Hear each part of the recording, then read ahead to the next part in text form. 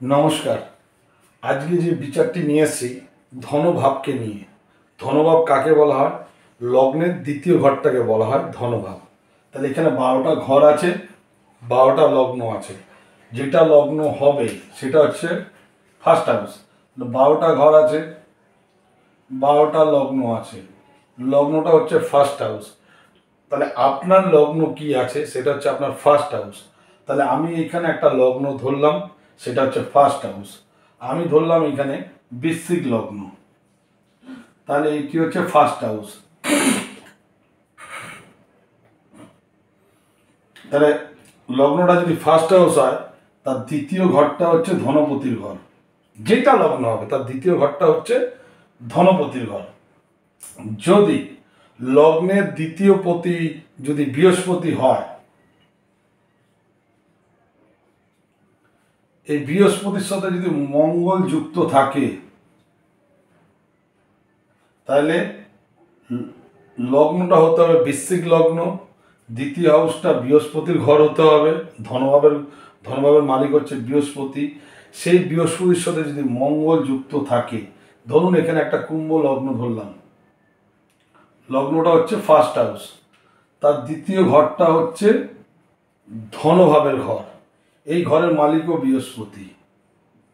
যদি বৃহস্পতির সাথে মঙ্গল যদি যুক্ত থাকে, তাহলে বৃশ্চিক লগ্ন আর কুম্ভ লগ্নের ক্ষেত্রে যদি এইটা হয়, সেই জাতক জাতিকা ধনশালী।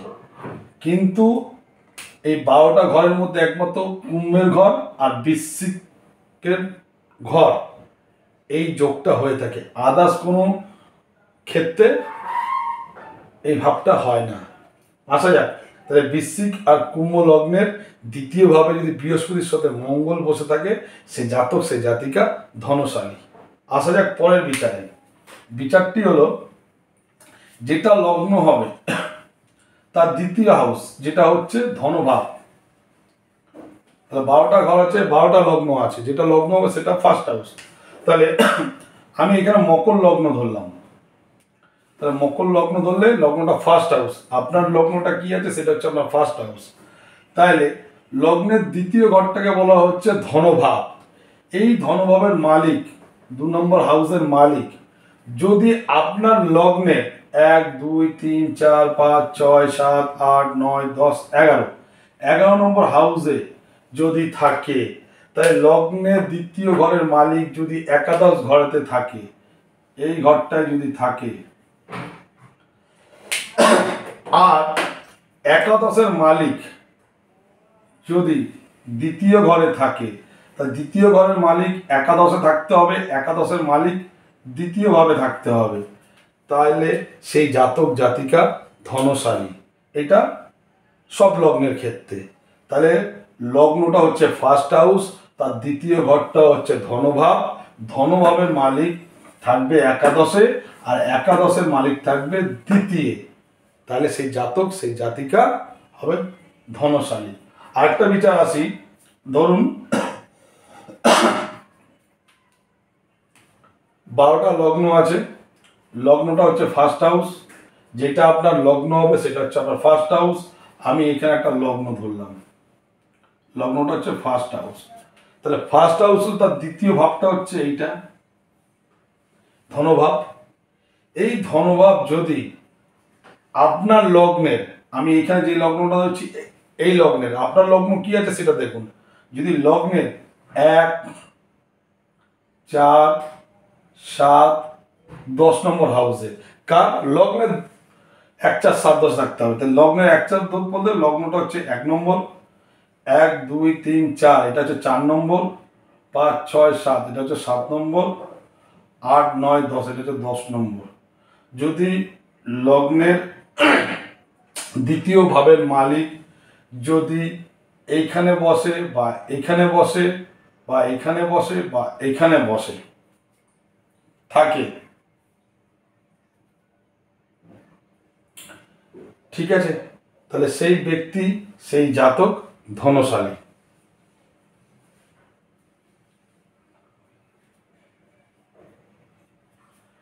এবার আসা যাক, লগ্নের দ্বিতীয় পতি যদি 5 এবং নবম, তাহলে আপনার লগ্ন কোনটা সেটা দেখুন।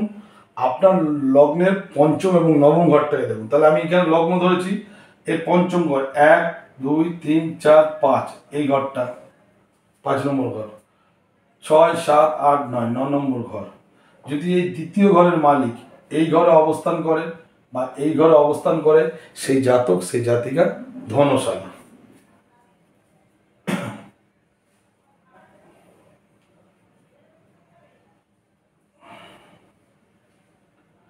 আবার যদি লগ্নের দ্বিতীয় হাউস যদি এই নবম ঘরে আর পঞ্চম ঘরে যদি অবস্থান করে, যদি বৃহস্পতির দৃষ্টি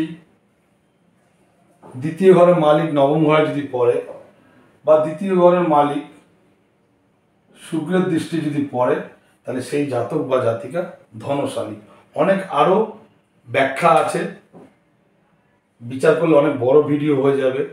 আমি এই তিনটে আপনাদের উল্লেখ করলাম, এক এক করে আপনাদের সমস্ত এই ধনভাবের বিচারটা অল্প অল্প করে আপনাদের দিতে থাকবো। ভিডিওটি ভালো লাগলে লাইক এবং শেয়ার করবেন।